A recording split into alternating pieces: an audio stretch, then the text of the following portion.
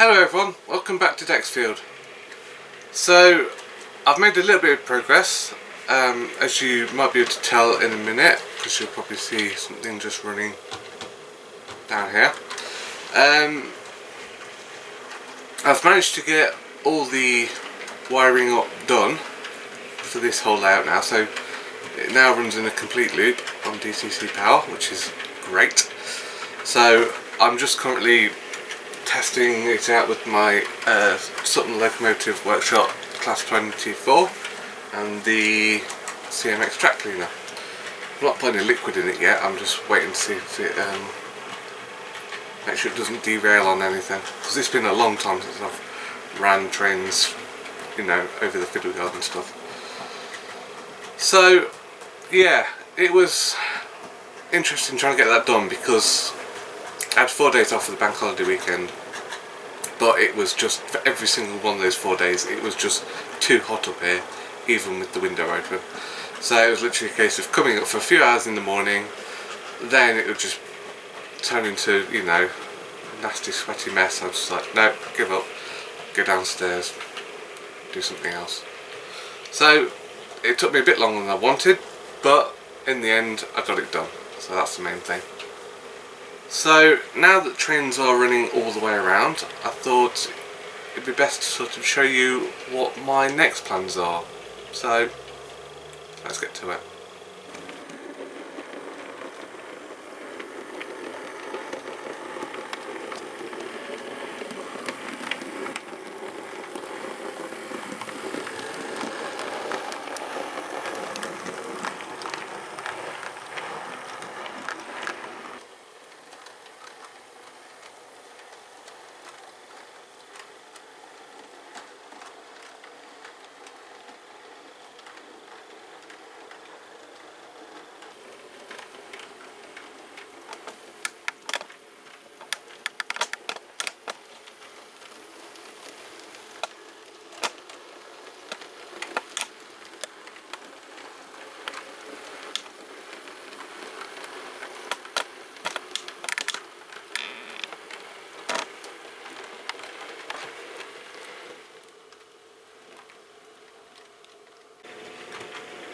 So one of the next things I need to do is start working on the goods yard section of the layout.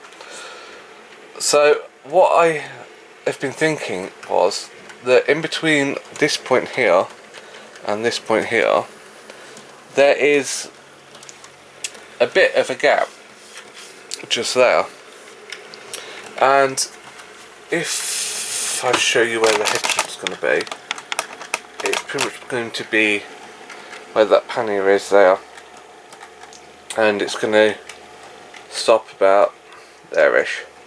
So it's not exactly long, so I thought the best way to tackle that issue, rather than going out further down the line, because obviously I really want some nice scenics down there, so I thought the best idea would be to try and reduce this whole point work here. So all I've done is, on with the new plan here, is effectively move that point up to about there.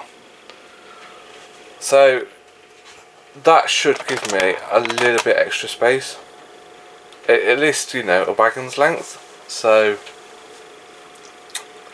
I thought that's the best way to give myself a little bit of extra head shunt over that side, while also retaining the good job that I want on this side. I did play around with a few other ideas, but this one was definitely the easiest. So yeah, one of my jobs is to sort all this lot out and obviously start making this track work. Yeah, so I'll show you the other thing I want to get on with now, which is the back scenes. Now, this is where I'm in a bit of a dilemma, because I was mentioning this to Paul over at Galgum Hall, and he's got just a plain blue background like I've got there, and to be honest, it works really well. Obviously, if I was going to, you know, go with that, I would, you know, pop a shore it up at the back and everything, and make sure it's all looking nice. There's always going to be a gap at the top there because it's just the way the loft is. It's nothing straight, so you know there's always going to be some kind of gap along the top. But what I want it for is to look good when you know down low. So I'm currently in the process of trying to decide whether to go for just a plain sky blue background, which looks pretty good. I think it looks great on Paul's layout, but I've also seen people use the ID back scenes, which are also great, but obviously that would cost a lot more money. So you know, because if I went for this sky blue, it won't cost me much money at all, because I just need probably a little bit more hardboard for the deep size, but all that is already done.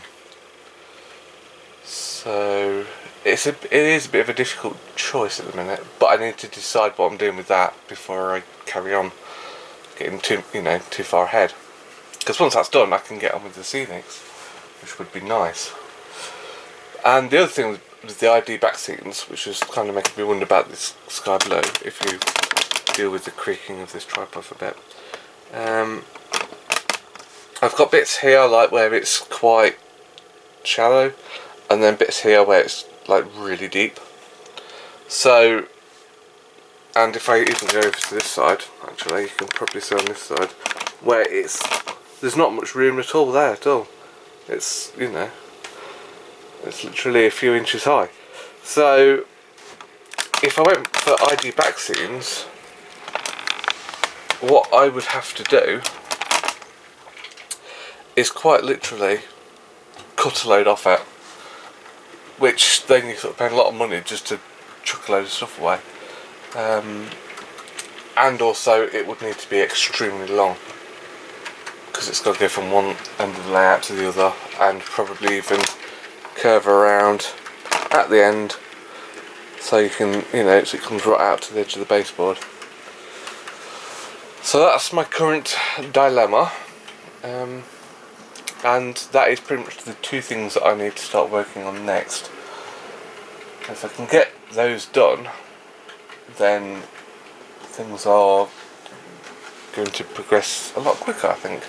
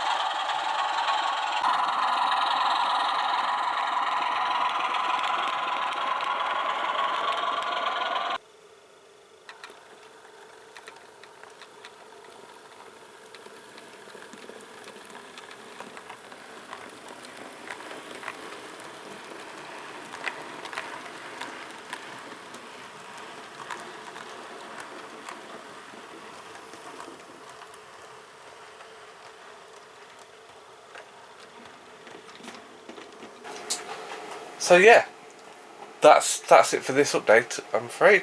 It's just been a short one, but you know,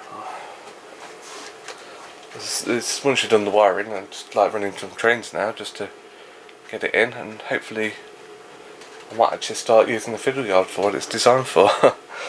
So yeah, thanks for watching everyone, and hopefully it won't be too long till the next update, but we'll see. Please give me your thoughts on the ID back scenes and the plain blue sky. Yeah, because that's pretty much what it would look like. So yeah, thanks for watching, and catch you next time. Bye for now.